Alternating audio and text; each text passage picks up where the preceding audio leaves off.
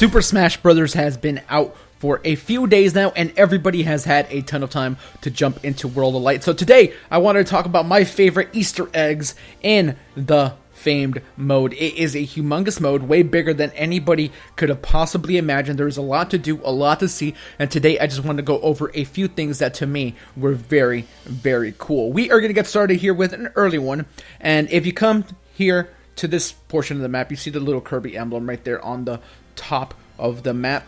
And you come here, and again, these are like maybe mild spoilers, but we're not doing anything story, it's just map stuff for the most part. We have the Great Fox, the Star Fox Easter Egg. You get to fly around this portion of the map with it, fight spirits along the way. Clearly here I have finished them, but just being able to get through planet by planet here was a very nice little touch. The music always changes as well, depending on what series representation is being had, and this was honestly one of my favorite moments. We do have a spirit up there we haven't cleaned up quite yet. We also have a dojo over here, and we have Gino right over here. We haven't unlocked him. I'm saving that for another video another time, but yes, this has to be one of my favorite go-to little Easter eggs here. Just flying around this thing is very, very cool.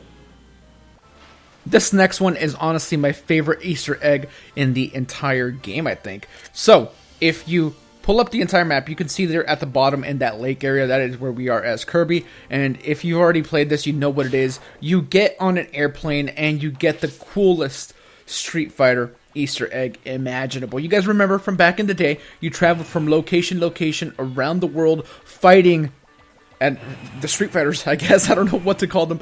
And this is so amazing. The music kicks in. You see the airplane flying from country to country, from region to region, and just like thinking back at some of the fights that you've had historically in Street Fighter, this is the perfect Easter egg. The music is the perfect cherry on top. We have the Zangief dojo here as well with the overthrow style. I can't believe the amount of creativity that went into this one. It is amazing.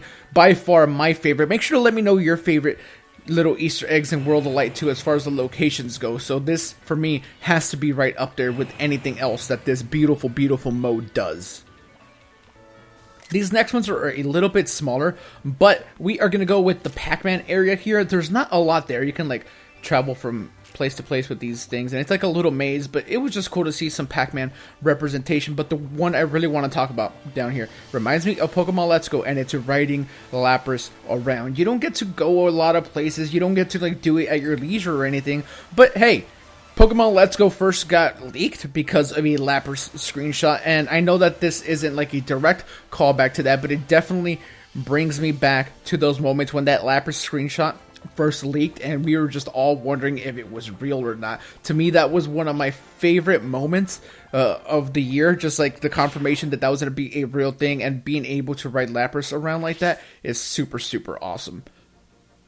Next up, we have Donkey Kong being represented with this pile of bananas and a callback to Donkey Kong Country on Super Nintendo. You see the overworld map here. It is a thing of pure nostalgia. Donkey Kong Country, one of my favorite Nintendo series, one of Zach's favorite Nintendo series. I know that for a fact, and to see it here fully realized like it is really cool. The game is a little bit older, but you know, you hear the Donkey Kong music, you see the little red circles of the paths. It is super amazing to see this realized in World of Light the way it is. You see candies, you see barrel flights, you see the caves here, you see Cranky, you see the cabin.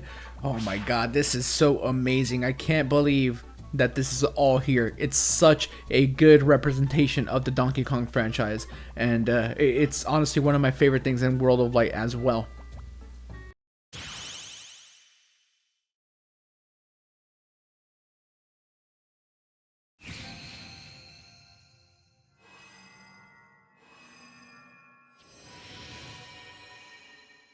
There was no way I was going to make it through a video talking about cool Easter eggs and callbacks to series that Nintendo included in World of Light and not talk about what they did with Zelda. From the puzzles with the owls and the flames to just a very cool boss battle at the end of it all, the music, the memorable iconography, the colorful reimagining of it for World of Light.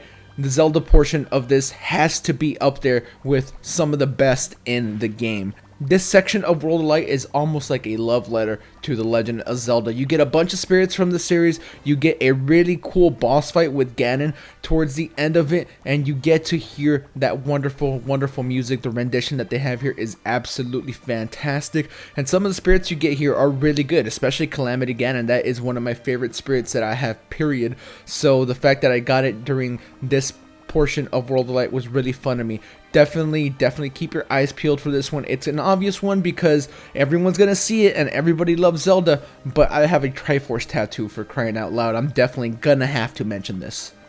Next up, we have one of the more obvious and out there representations for Nintendo, and that is this town with a bunch of consoles being represented as buildings. We see a Game Boy Micro, we see NES and SNES representation, we see a purple N64, an orange GameCube, we see an N64 logo, a Wii, we see a Famicom, we see a Wiimote, we see a Game Boy that's turned back with no game inserted, we even see a Super Nintendo mouse, and we don't see those very often. Seeing the heritage and the history of Nintendo hardware in World of Light is really awesome, because the Switch can do so many amazing things. It really can, but this is what it's all about. This is the history of Nintendo in one little town, and if you don't really pay attention, I can imagine some people might miss some of this. Yeah, you're going to see the N64 logo and the Wii and the consoles over here for the most part, but the Game Boy being hidden there, same with the Wiimote and especially the Super Nintendo mouse there.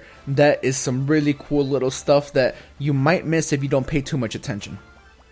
Another small section of World of Light that I thought was really cool was this gourmet race to unlock King Dedede or DDD. Again, I don't necessarily know how you guys like to pronounce that, but having to gather up some of this food while going to get the big boy was a really fun little treat. The music is very iconic and fantastic. You guys already know what it is. You're probably hearing it in the video here, but this is one of the cooler ways to unlock a character. He only appears once you complete the race here with a certain number of food being consumed, and I'm glad that I was able to do it. King Dedede, I had honestly already unlocked him by another means. I think I had been playing just randomly versus stuff, and I had already unlocked him, but this would have been a really cool way to unlock the big boy.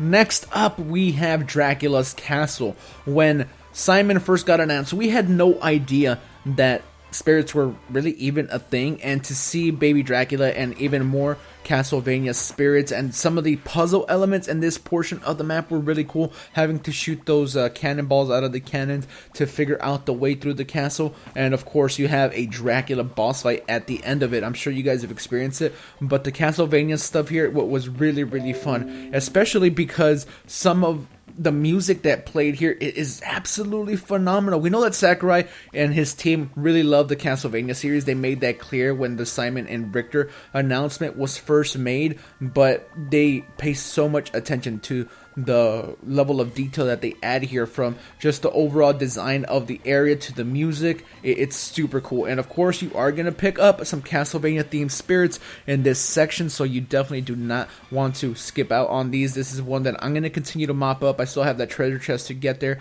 but like I said, even the little cannonball puzzle of it all was really fun for me, because not every one of these little mini sections has puzzles that are really in depth or anything, but I did like what they did with this one here.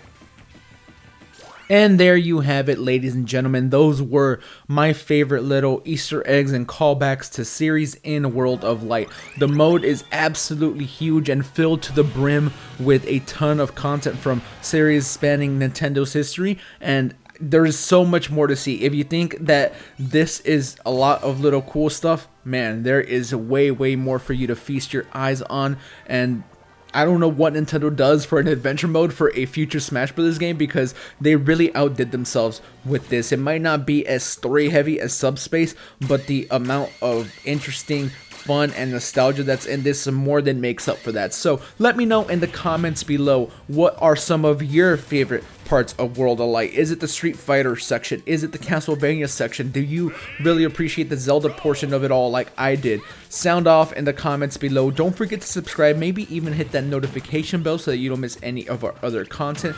We appreciate each and every one of you. Twitter link is in the description. Check us out there for more shenanigans, and we will catch you guys on the next one. Once again, you guys are killing it by watching the Smash coverage that we continue to try to bring you, and we appreciate each and every single one of you. SwitchForce out.